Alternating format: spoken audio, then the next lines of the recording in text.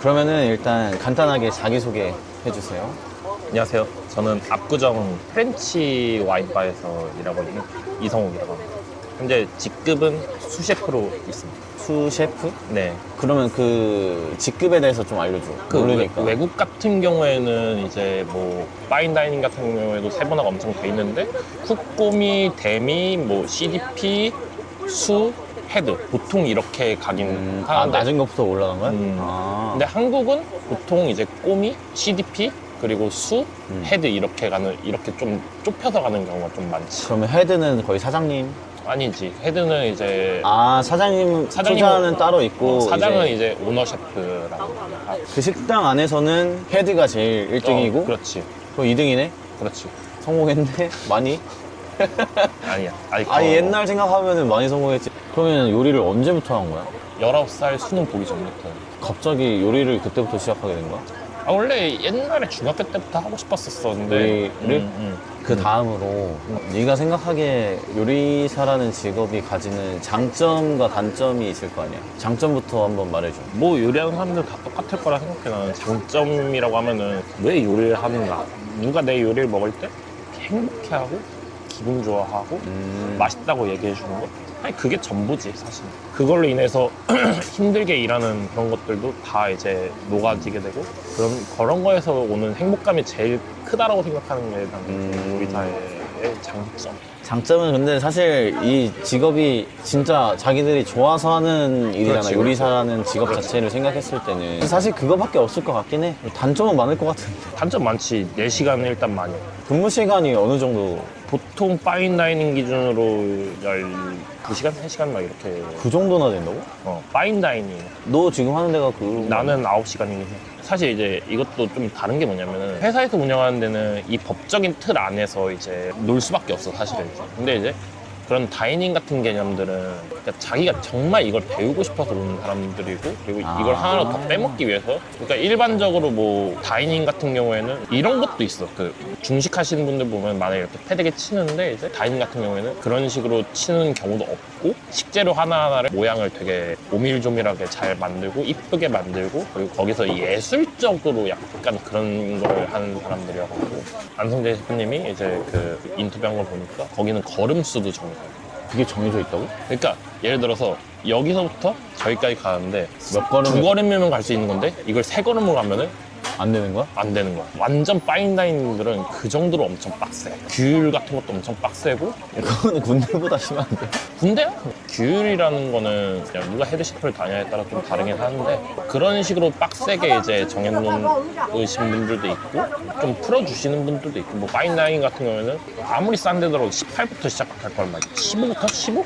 이 정도부터 시작할 거야. 근데 이건 엄청 큰 돈이잖아, 사실 따지고 보면. 요리사들 입장에서는 예고 그 셰프의 철학을 담아가지고 이 음식을 무조건 내야 돼. 그래야지 값어치 있는 음식이 되는 거니까, 사실은. 그러니까 이 사람이랑 저 사람이랑 다르면 안 된다. 같은 퀄리티로 나와야 된다. 그러다 보니까 이게 규율이 셀 수밖에 없어, 사실은. 똑같은 음식으로 똑같은 맛을 내야 되니까 진짜 걸음걸이를 조절할 만큼 모든 걸 하나하나를 다 이해된다. 그거 말고 다른 단점도 있어? 요리사들은 주말에 보통 이제, 근데 나는 주말 근무하는 걸 좋아해. 왜?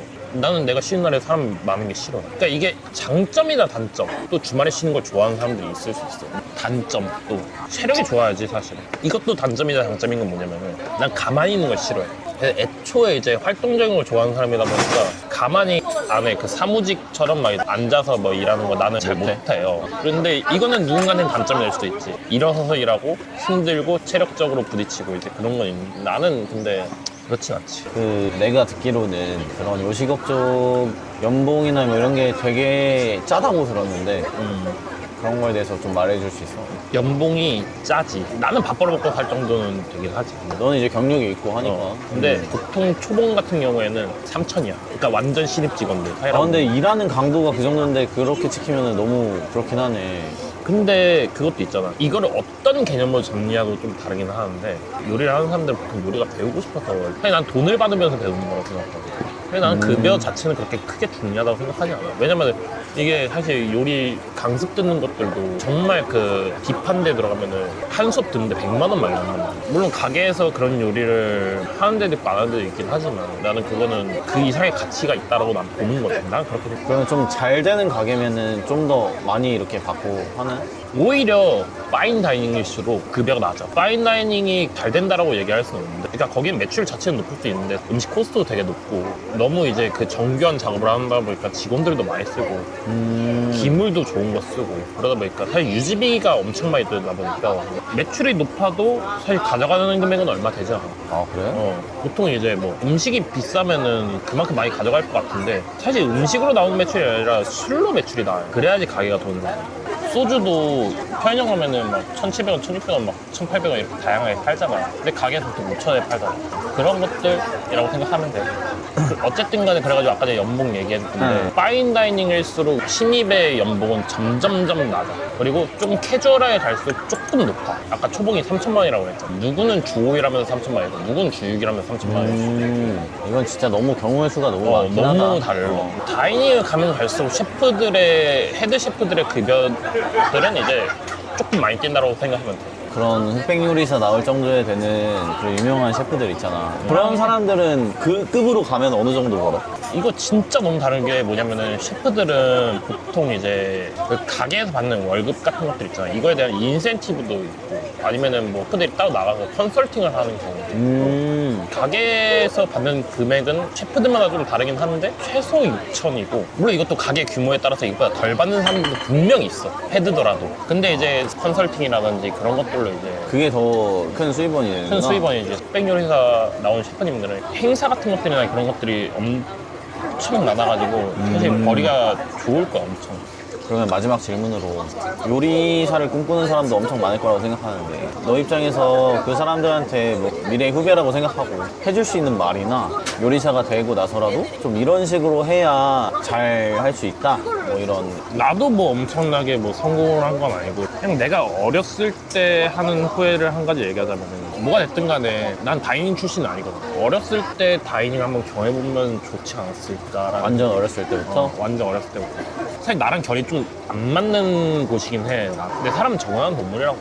평생 페이시프로 살 수도 있긴 있지만 자기 가게를 차리고 싶은 사람들이라면 자기가 원하는 컨셉이나 굳이 파인다이닝이 아니더라도 자기의 성향을 찾아가지고 자기가 하고 싶은 거랑 가장 가까운 매장이나 그런 데 가는 게 난 제일 중요하다고. 나는 뭐 엄청나게 뭐 캐주얼한 성격인데 파인다이닝 가서 해봤자 갈리기밖에 더 안 맞으니까 사실 성격이나 이런. 그러니까 뭐 굳이 막 돌아서 가지 말고 자기가 최종적으로 들어가고 싶은 매장이라던가 그거에 맞게끔 처음부터 잘 파악해서 거기서부터 스펙을 쌓는 게 그렇지. 괜히 삥 돌아가지 말고. 그리고 이제 또 그것도 있어. 요식업 하는 사람들이 아니어도 불구하고 요식업에 성공한 사람들 있잖아. 사람들 좀 많이 만나고 다니라고 얘기하고 싶어.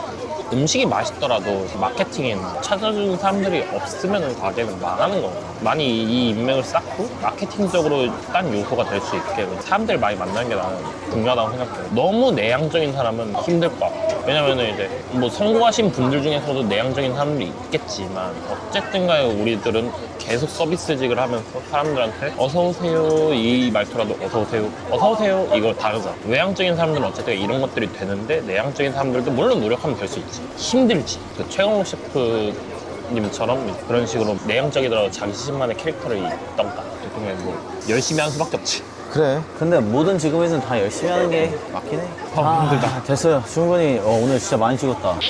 인터뷰해 주셔서 감사하고 도움이 많이 됐습니다. 그러면 너가 생각했을 때 여기는 진짜 맛있다. 식당. 나는 노포 감성을 되게 좋아하고 라멘을 되게 좋아해. 내가 제일 요새 자주 가는 데는 하쿠텐이라고 하쿠텐? 연남동에 라멘집이 있는데 거기 주말 되면 캐치 테이블 대기 막 30팀 많대. 그리고 노포 감성 중에서 제일 좋아하는 데는 두 곳이 있는데 순댓국집인데 왕봉 순댓국이라고. 홍제동에 왕봉 순댓국. 그리고 이제 종로에 영춘옥이라고 있는데 여기 이제 약간 맑은 곰탕 파는 데. 뼈찜이 진짜 맛있어. 뼈찜은 이제 메뉴판은 없고